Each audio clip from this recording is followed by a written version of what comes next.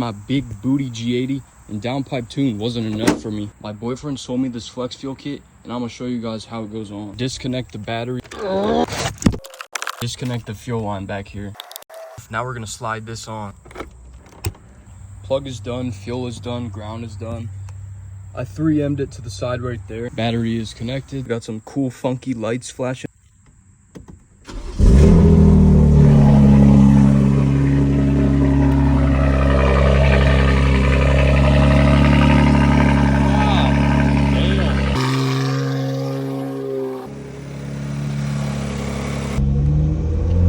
All right, this E40.